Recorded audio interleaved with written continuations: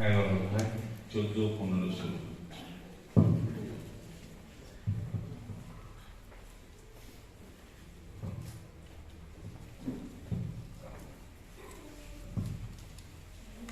ইব্রিয় 11 অধ্যায় 14, 15, 16।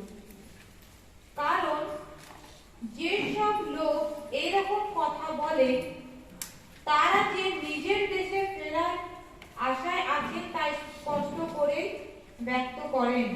ओके, तो जब इस पैसेज को हम लोग पढ़ रहे थोड़ा बैकग्राउंड हमें जानना बहुत ही जरूरी है। আর যখন আমরা ইব্রিয় 11 অধ্যায় পড়ছি তার যে পৃষ্ঠভূমি আছে সেটা আমাদেরকে জেনে নেওয়া প্রয়োজন। मैं आगे सप्ताह इसके बारे में बताया था। গত সপ্তাহে এই বিষয়ে বলা হয়েছিল। यहाँ पर हम लोग देख पा रहे कि परमेश्वर की लोग जब मिस्र में बंदी दशा में पड़ा हुआ था, আর আমরা দেখতে পাচ্ছি যে যখন সেই মিশরের লোকেরা সে বন্দী দশার মধ্যে পড়েছিল,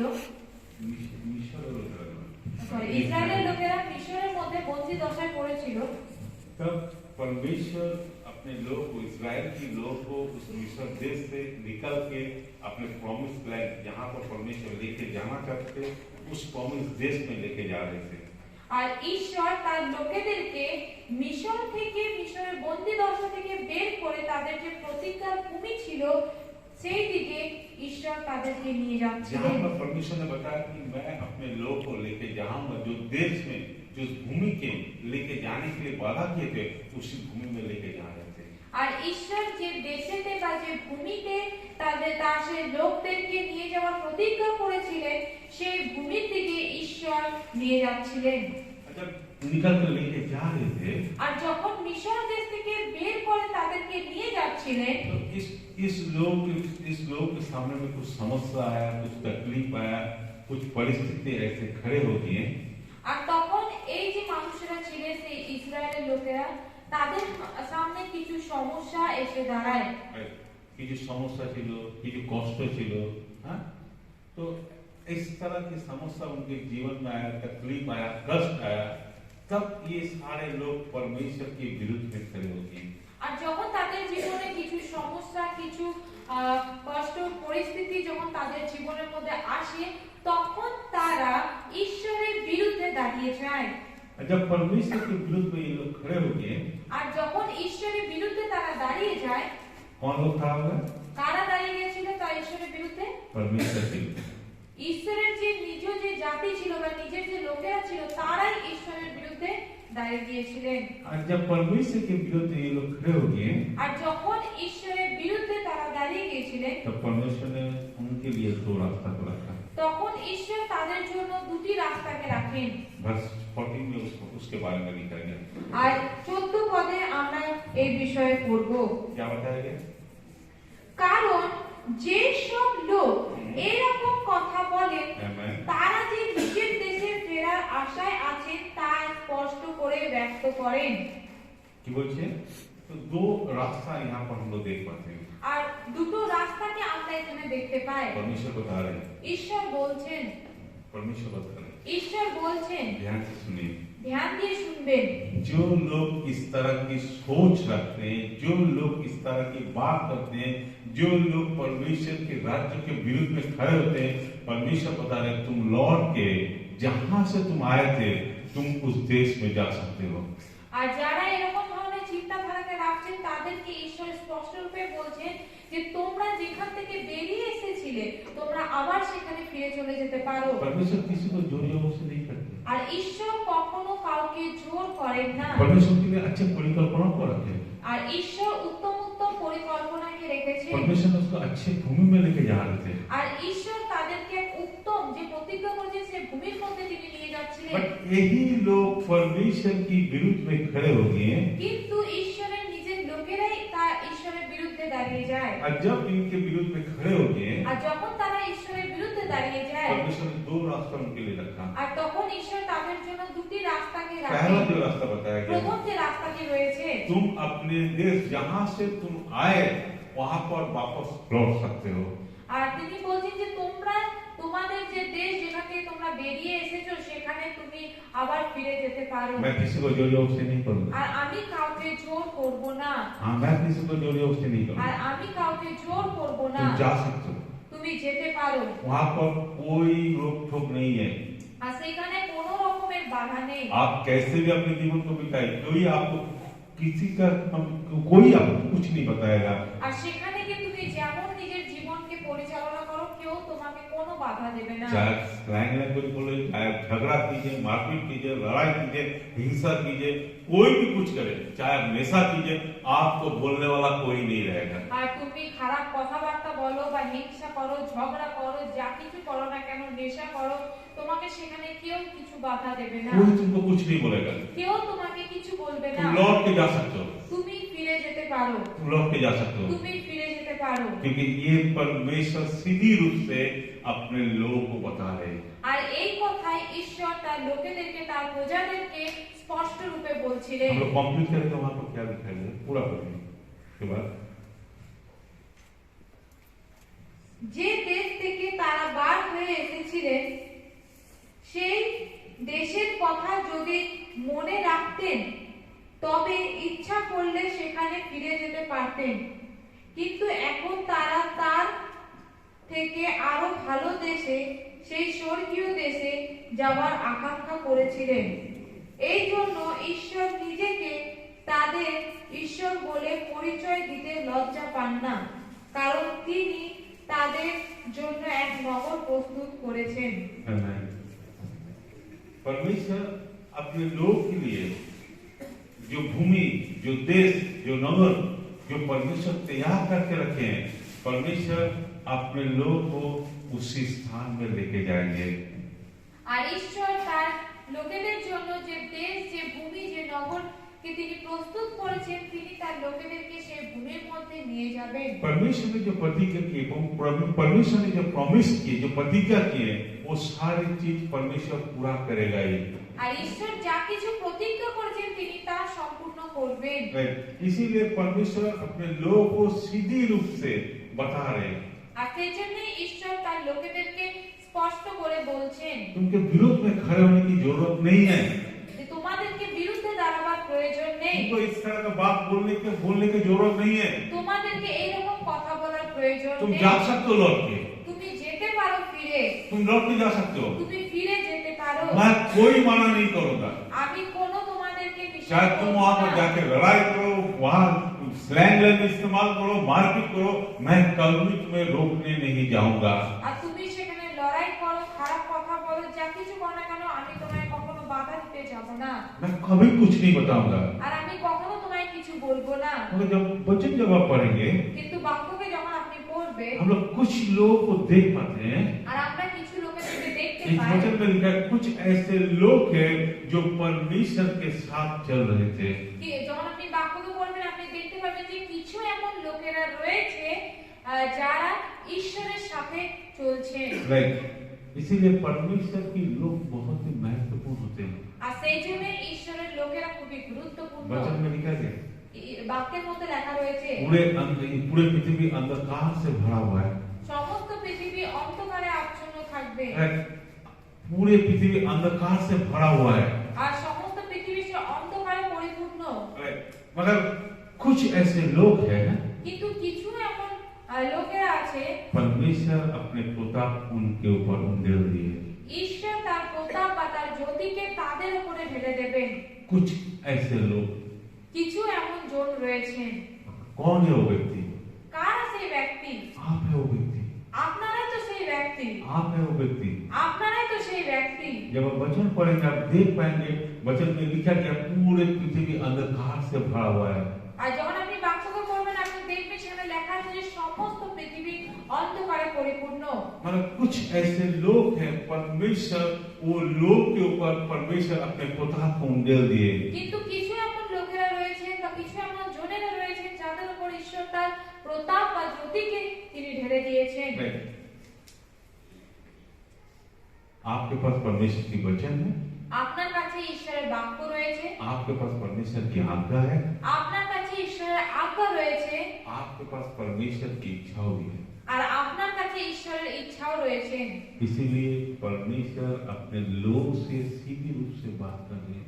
আর সেই জন্য ঈশ্বর তার লোকেদের সঙ্গে স্পষ্ট রূপে কথা বলছেন। मैं जब जो जो लोग मेरे साथ चलेंगे, যে লোকেরা আমার সাথে চলবে उनको जीवन में सामने कुछ परीक्षा आना जरूरी है।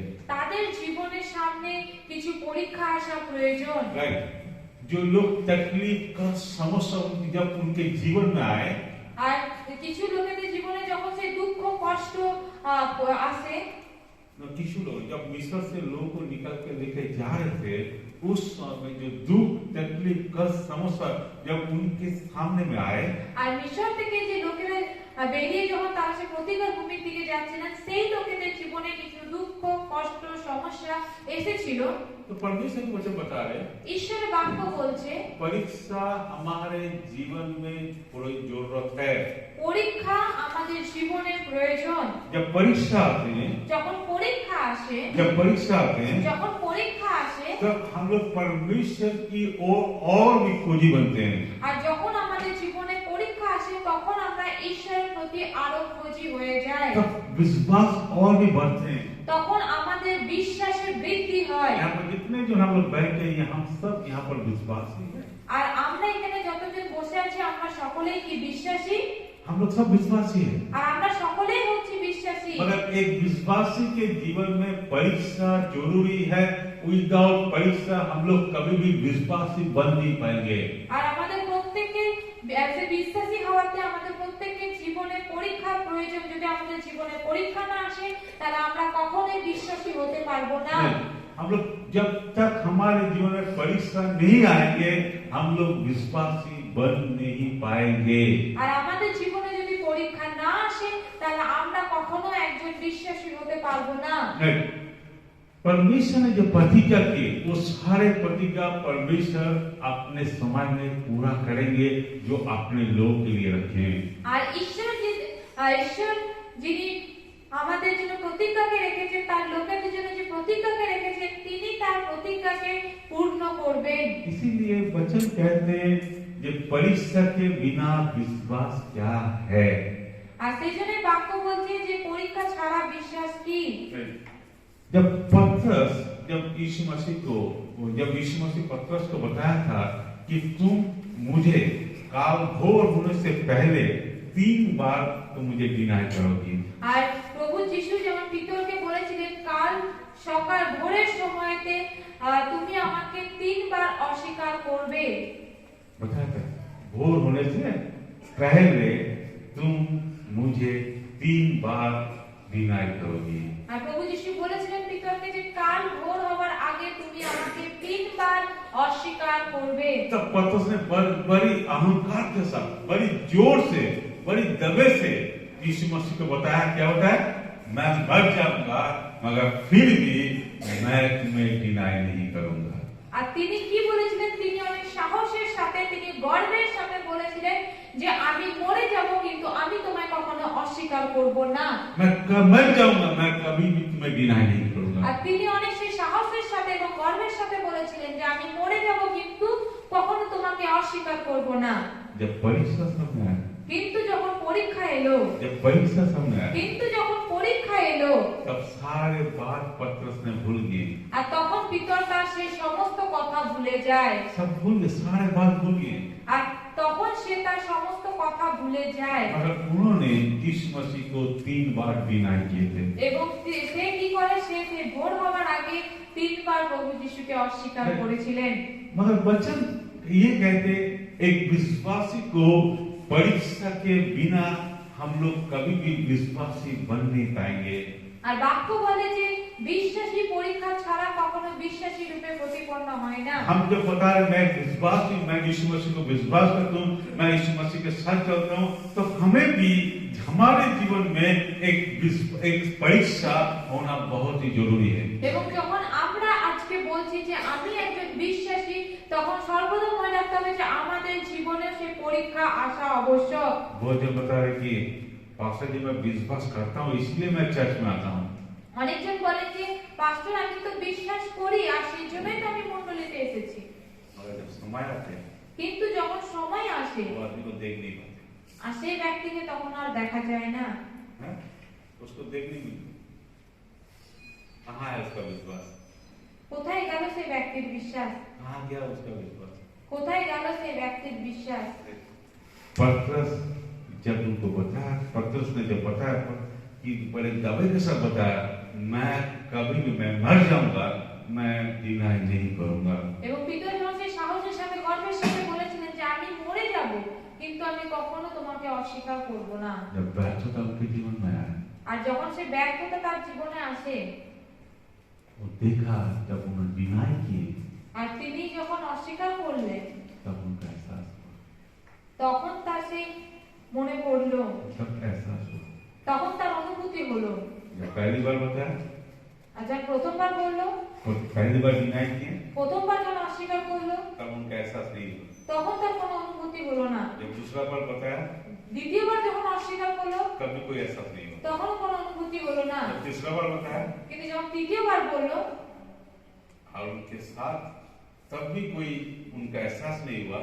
আর তখনও তার অনুভূতি হয়নি। और जब उस मुर्गा ने जब ये किए, बुलाया, जब डाक दिए, আর কিন্তু যেমন সে বলেছিলেন সে মুরগি সে ডাক দেওয়ার আগে तब उनका एहसास हुआ। আর যখন সে মুরগি সে ডাকতে দিল ভোরের সময়তে তখন তার অনুভূতি হলো, তখন তার মনে পড়লো সে প্রভু যিশুর কথাকে। तो एक परीक्षा हमेशा हमें विश्वास की ओर आगे लेके जाते हैं। আর পরীক্ষা আমাদেরকে কি করে না বিশ্বাসের মধ্যে আমাদেরকে এগিয়ে নিয়ে চলে।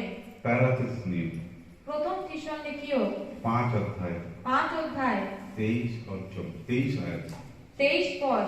हम थोड़ा सा पढ़ेंगे।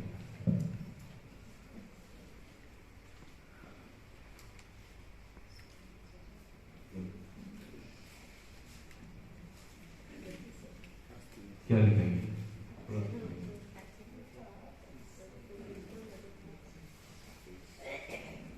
पाँच अध्याय, 23 आयत। শান্তির ঈশ্বর সম্পূর্ণভাবে তোমাদের শুদ্ধ আর পবিত্র রাখুন এবং তোমাদের সম্পূর্ণ সত্য আত্মা প্রাণ ও দেহকে প্রভু যীশু খ্রিস্টের আগমনের দিন পর্যন্ত তিনি নিষ্কলঙ্ক রাখুন। आमेन। क्या लिखेंगे? আর কি লেখা হয়েছে এখানে? दो विषय। দুটি বিষয়।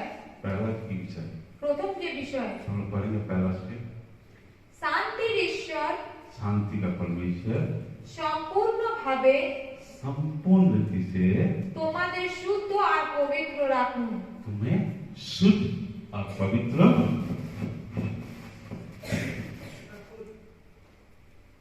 क्या शुद्ध और पवित्र रखे।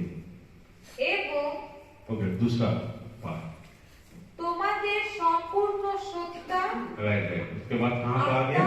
आस्ते आस्ते। पहला क्या बताया? वो परमेश्वर संपूर्ण रीति से तुम्हें शुद्ध और पवित्र रखे। ये पहला पार्ट है।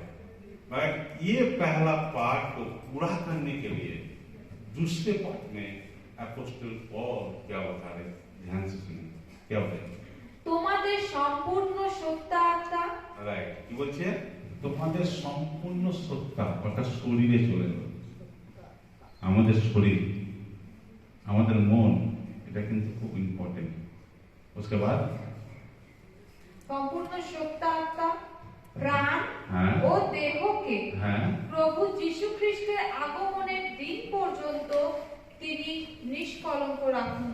समस्या यहाँ पर, সমস্যা এখানে রয়েছে, समस्या शरीर में, সমস্যা শরীরের মধ্যে রয়েছে, समस्या हमारे मन में, সমস্যা আমাদের মনের মধ্যে রয়েছে हमारे इंटेंशन में, हमारे सोचों में। আর আমাদের চিন্তাধারার মধ্যে রয়েছে। राइट, तो परमेश्वर के वचन बता रहे हैं ঈশ্বরের বাক্য বলছে तुम्हें शुद्ध और पवित्र रखना है तो আর তোমাকে যদি শুদ্ধ এবং পবিত্র রাখতে হয় तो তাহলে तुम्हें अपने शरीर के ऊपर ध्यान देना बहुत ही जरूरी है। তাহলে তোমাকে নিজের শরীরের উপর ধ্যান দিয়ে अपने দেওয়া आप খুবই को প্রয়োজন। देखना बहुत ही जरूरी है। নিজেকে দেখা খুবই প্রয়োজন, दूसरे को देखने की जरूरत नहीं है, অন্যকে দেখা প্রয়োজনীয় নয়, खुद को देखना बहुत ही जरूरी है। কিন্তু নিজেকে খুবই প্রয়োজন। क्यों परमेश्वर अपने लोगों को बता रहे हैं কেন ঈশ্বর তার লোকেদেরকে तुम्हारे लिए এরকম एक কথা रास्ता বলছে? खुला है, তোমার জন্য এক রাস্তা খোলা तुम जा রয়েছে, सकते हो वहां पर। তুমি যেতে পারো সেই अगर রাস্তাতে। तुम्हें यहाँ पर रहना है तो কিন্তু তোমাকে যদি এখানে থাকতে হয় यहाँ তো पर बोलने वाला रहेगा, তাহলে এখানে কেউ বলার জন্য থাকবে, यहाँ पर बोलने वाला रहेगा, এখানে কেউ বলার জন্য থাকবে, यहाँ पर आज्ञा में तुमको रहना पड़ेगा, এখানে তোমাকে আজ্ঞাকারিতার মধ্যে থাকতে यहाँ पर হবে, अनुशासन में तुमको रहना এখানে पड़ेगा। অনুশাসনের মধ্যে তোমায় থাকতে तुमको হবে, सुनना है, তোমাকে শুনতেই হবে, तुमको सुनना है। তোমাকে শুনতে यहाँ হবে। पर कोई ऑप्शन नहीं है, আর এইখানে কোনো রকমের অপশন নেই, यहाँ पर कोई ऑप्शन नहीं है। আর এখানে তোমার মনোনীত করা বা চয়েস করার মতো কোনো কিছু নেই। जब तुम्हें यहाँ रहना है আর তোমাকে যদি এখানে থাকতে হয় तो तुम्हें ये सारे बातों को मानना है, তাহলে তোমাকে এই সমস্ত কিছুকে মানতে হবে। और जब तुम्हें यहाँ रहना नहीं है আর যদি তোমাকে এখানে না থাকতে হয় तो तुम्हारे लिए रास्ता खुला है। তাহলে তোমার জন্য রাস্তা খোলা রয়েছে। जहाँ से तुम आए थे যেখান থেকে তুমি तुम এসেছিলে लौट के वहाँ पर जा सकते हो। তুমি সেখানে আবার ফিরে যেতে পারো। वहाँ पर तुम्हें बोलने वाला कोई नहीं रहेगा। সেখানে তোমাকে বলার জন্য কেউ तुम থাকবে कैसे भी না। अपने जीवन को चलाओ, आपको देखने वाला कोई नहीं रहेगा। তুমি যেমন ভাবে নিজের জীবনকে চালাও তোমাকে দেখার জন্য কেউ থাকবে না। हम लोग कोई नहीं जाएंगे। আর আমরা কেউ যাব না। परमेश्वर बोलते हैं, मैं नहीं जाऊंगा, আর ঈশ্বর বলছেন আমি যাব না, मैं देखने भी नहीं जाऊंगा। আমি সেখানে তোমাকে দেখতে যাব না। तुम कैसे भी अपने जीवन को चला रहे हो, তুমি কি রকম ভাবে নিজের জীবনকে চালাচ্ছো मैं देखने भी नहीं जाऊंगा। আর আমি সেখানে তোমায় দেখতে যাব না। मगर जब तुम परमेश्वर के साथ चलोगे, কিন্তু যদি যখন তুমি ঈশ্বরের সাথে চলছো तुम सोचो कि तुम परमेश्वर के साथ चलोगी, আর যদি তুমি ঈশ্বরের সাথে চলছো तुम सोच रहे हो আর যদি তুমি এটাই চিন্তা করছো যে আমি ঈশ্বরের সাথে চলবো तो तुम्हें सारे आज्ञाकारिता में अपने जीवन को चलाना है।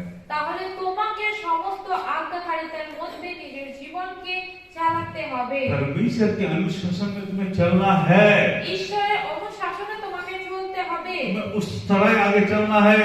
তোমাকে সেইভাবেই এগিয়ে চলতে হবে। समस्या आ सकते हैं, সমস্যা আসতে পারে, तकलीफ आ सकते हैं, কষ্ট আসতে পারে, बहुत सारे प्रॉब्लम्स आ सकते हैं, অনেক অনেক সমস্যা আসতে पारे, मगर हमें वो समय में हमें बोलना नहीं है।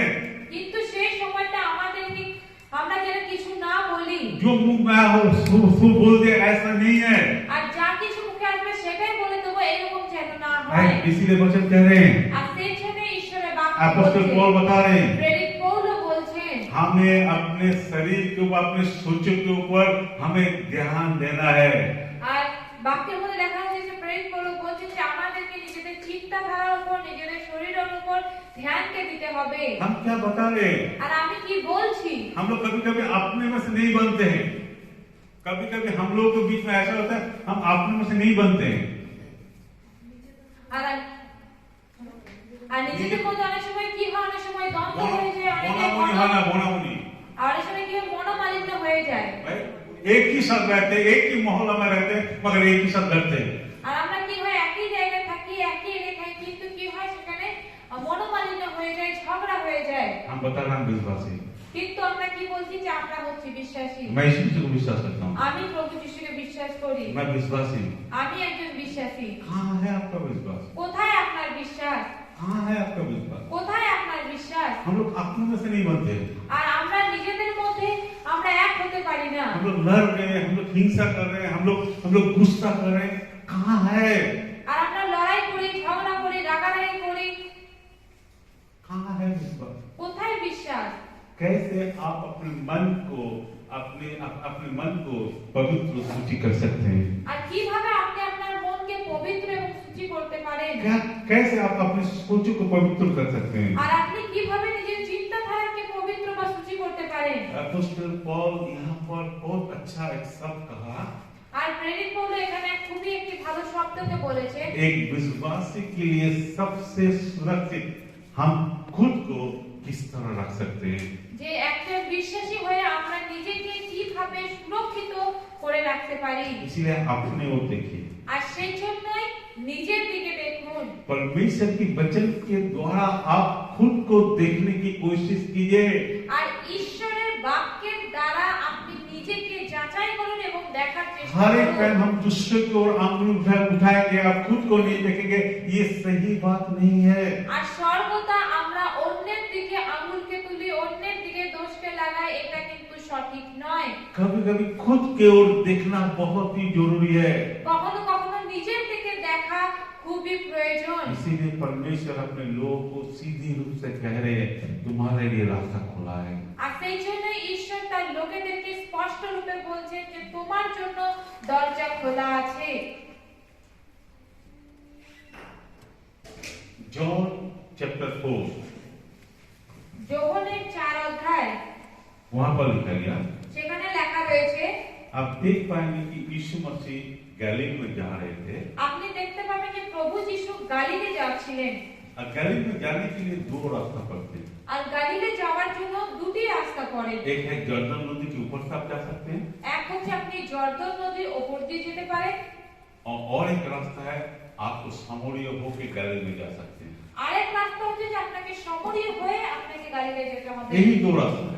এই দুটি রাস্তা রয়েছে जब आप গালিলে যাওয়ার। सामोरिया होके गलील में जाएंगे আর যখন আপনি সমরীয় হয়ে গালিলে যাবেন, तो वहां पर आपको 3 दिन समय लगते हैं पैदल। আর সেখানে পায়ে যেতে সেখানে আপনার 3 দিন সময় লাগে। और जब जब नदी के ऊपर से आप जाएंगे, আর যদি আপনি সেই জর্দন নদীর উপর দিয়ে যান नदी की साइड होके जाएंगे, আর নদীর সেই সাইড হয়ে আপনি যদি যান, तो आपको 4 से 5 दिन समय लगेंगे। আর সেখানে আপনার 4 থেকে 5 দিন সময় লাগবে। मतलब इस वचन कहते हैं, বাক্য বলছে तो जो जो जब गलील में जितने सारे लोग रहते थे वो सारे लोग परमेश्वर के लोग थे। আর ঈশ্বরের বাক্য বলছে গালিলে যে समस्त लोकेरा ছিলেন তারা সবাই ঈশ্বরের লোক वो ছিলেন, सारे इजराइल के लोग थे। তারা সকলে ইসরায়েলের লোক ছিলেন। मगर ये लोग के साथ सामूहिक लोग के मिल मिलाप नहीं था। আর এই যে গালিলের যে লোকেরা রয়েছে যারা ঈশ্বরের লোক, তাদের সাথে সমরীয় লোকেদের কোনো রকমের মেল মিলাপ ছিল না। एक दूसरे से लड़ते थे, তারা একে অপরের সাথে লড়াই করত, एक दूसरे के साथ गुस्सा करते थे, একে অপরের সাথে রাগারাগি ছিল, एक दूसरे के आमने सामने नहीं जाते थे। একে অপরের सामने যেত না। इस इजराइल के लोग सोचते थे कि ये सामूहिक के जितने सारे लोग हैं ये सारे लोग अभिशप्त है और सूची है। আর ইসরায়েলের সে গালিলে থাকা লোকেরা এটাই চিন্তা করত যে সমরীয়তে থাকা এই সমস্ত লোকেরা তারা হচ্ছে অভিশপ্ত লোক। Right. ये सामूहिक के लोग उस समय में मेसोपोटामिया की जो देवी देवता थे उनकी आराधना उनकी पूजा करते थे। আর সমরীয় লোকেরা তারা সে মেসোপটেমিয়ার যে সেখানে তারা যাদেরকে মানতো তাদের সেই লোকেরা ছিল। Right. তাদের সেইখানকার যে দেবী দেবতা তাদের আরাধনা করত। ये था इस पृष्ठभूमि। আর এটাই ছিল সেই পৃষ্ঠভূমি। मगर ये जो इजराइल के जो परमेश्वर के लोग थे इनके साथ इनका कभी भी बनते नहीं थे। আর গালিলে যে ইসরায়েলের লোকেরা ছিল তাদের সাথে कखनो সমরীয় লোকেদের কোনো রকমের সম্বন্ধ ছিল না। लोग इसीलिए उसको वो गलील के जितने सारे लोग थे वो लोग कभी भी उस सामूहिक होकर नहीं जाते थे। वो लोग हमेशा उसी उस जर्दन नदी के ऊपर से वो लोग आना जाना करते थे। আর সেই জন্যই গালিলের লোকেরা কখনোই সেই সমরীয় হয়ে তারা যেত না, তারা সেই জর্দন নদীর সেই সাইড দিয়ে তারা যেত। मगर यीशु जब सोचा कि मुझे गलील में जाना है, কিন্তু প্রভু যিশু যখন চিন্তা করলেন যে আমি গালিলে যাব, तो तब यीशु ने वो पानी की रास्ता नहीं पकड़ के उन्होंने पैदल की रास्ता पकड़ा और सामूहिक होके वो गलील में जा रहे थे। আর তখন সে জর্দন নদীর রাস্তা না ধরে তারা সে তখন কি করলেন, তখন তিনি যে সমরীয় রাস্তা হয়ে তিনি গেলেন। बट क्यों यीशु मसीह उस सामूहिक रास्ते को चुना? কিন্তু কেন প্রভু যিশু সেই সমরীয় সেই রাস্তাকে বেছে নিলেন? क्यों? কেন हमें सोचना है। আমাদেরকে চিন্তা করতে হবে। वचन कहते हैं, বাক্য বলে एक जब जब परमेश्वर की लोग के अंदर ऐसे जब सोच रहेंगे, ঈশ্বরের লোকেদের মধ্যে যখন এরকম এক চিন্তাধারা থাকবে, जब एक दूसरे में लड़ेंगे, जब एक दूसरे में गुस्सा रहेंगे, ऐसे सोच रहेंगे, तो क्या वो परमेश्वर के राज्य को कभी भी बांट नहीं सकते। আর ঈশ্বরের লোকেদের মধ্যে যদি এরকম চিন্তাধারা থাকে যে একে অপরের সাথে লড়াই করবে, ঝগড়া করবে, হিংসা করবে, তাহলে কিন্তু কখনো তারা বৃদ্ধি হতে পারবে না। उस गलील में सारे लोग परमेश्वर जो लोग थे वो लोग परमेश्वर के लोग थे, मगर जब सामूहिक में कोई भी परमेश्वर के लोग नहीं थे। আর এই গালিলে যে ঈশ্বরের লোকেরা ছিল তারা সকলেই ঈশ্বরের সেই লোকেরা ছিল, কিন্তু সমরীয়তে সেরকম কোনো লোকেরা ছিল না।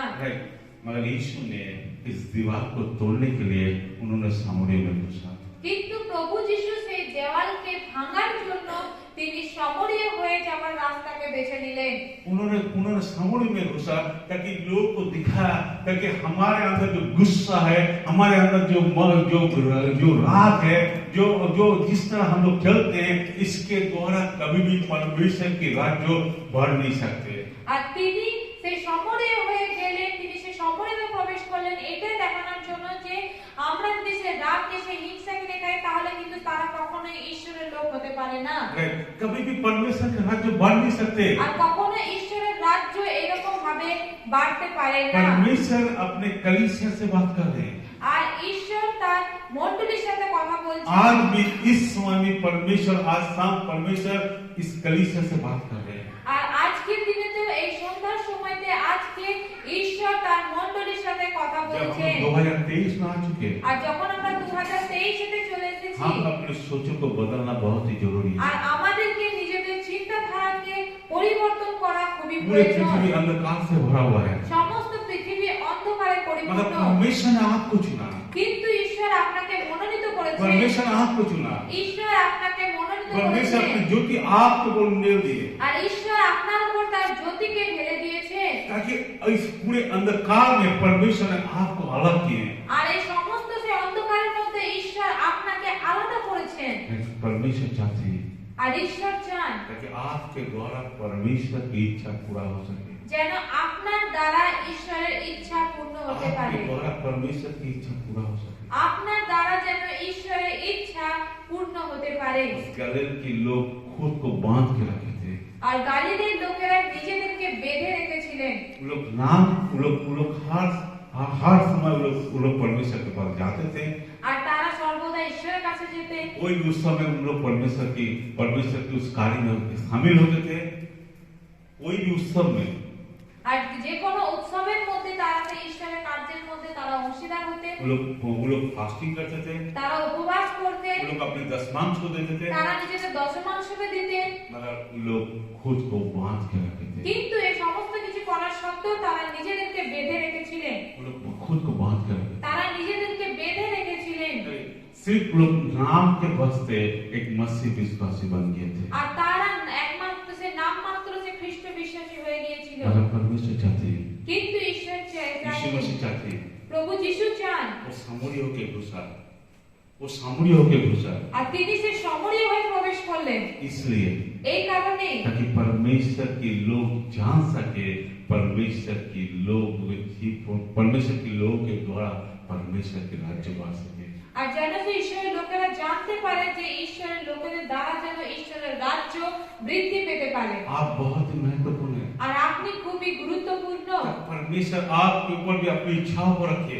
আর ঈশ্বর আপনাদের উপরেও নিজের ইচ্ছাকে রেখেছেন। परमेश्वर आपके द्वारा अपने राज्य को बढ़ाना चाहते हैं। আর ঈশ্বর আপনাদের দ্বারা নিজের রাজ্যকে বৃদ্ধি করতে চান। इसीलिए परमेश्वर चाहते हैं এই জন্যই ঈশ্বর চান आप उस बंधन से निकल के आइए, আর আপনি যেন সেই বন্ধন থেকে মুক্ত হয়ে আসতে পারেন। उस बंधन से निकालिए। আর আপনি সেই বন্ধন থেকে বেরিয়ে আসুন। गुस्सा, राग, घृणा, हिंसा, यहाँ सारी चीज छोड़ के आप निकल के आइए। আর রাগ, হিংসা, আর ঘৃণা এই সমস্ত কিছুকে ছেড়ে আপনি সেই বন্ধন থেকে বেরিয়ে আসুন। उस गलील की लोग सामरिया में घुसते थे। আর সেই গালিলের লোকেরা সেই সমরীয় দিকে প্রবেশ করতেন না। इतना गुस्सा था, इतना राग था, इसीलिए परमेश्वर की राज्य नहीं बढ़ रहे थे। আর এত রাগ ছিল, এত সেই ঘৃণা ছিল যে তারা সেই সমরীয় হয়ে প্রবেশ করতেন না। আর সেই জন্য ঈশ্বরের রাজ্য বৃদ্ধি পাচ্ছিল না। और यीशु मसीह ने घुसा, কিন্তু প্রভু যিশু প্রবেশ করলেন। यीशु ने घुसा। আর কিন্তু প্রভু যিশু যে সমরীয় হয়ে প্রবেশ করলেন, उन्होंने बताया তিনি बललेন मुझे पिपासा लगे। আর তিনি বললেন যে আমি তৃষ্ণার্ত। एक वर्ड আর তিনি একটাই শব্দ বললেন पूरे सामरिया को बदल दिया। আর সমস্ত সমরীয় দেশ পরিবর্তন হয়ে যায়। आपकी एक सोच, আপনার একটি চিন্তা, आपकी एक सोच আপনার একটি চিন্তা इस दुर्गापुर भूमि परिवर्तन हो सकती এই দুর্গাপুরের ভূমিকে পরিবর্তন করতে পারে। है। आपकी एक सोच আর আপনার একটি চিন্তা इस दुर्गापुर भूमि परिवर्तन हो सकती এই দুর্গাপুর ভূমিকে পরিবর্তন है। बहुत করতে सारे পারে। लोगों के जीवन में आशीष आ सकते हैं। অনেক অনেক লোকেদের জীবনে আশীর্বাদ আসতে পারে। बहुत सारे लोग के जीवन बदल सकते हैं। আর অনেক পরিবর্তন হয়ে যেতে পারে, उसके पहले खुद को देखना है।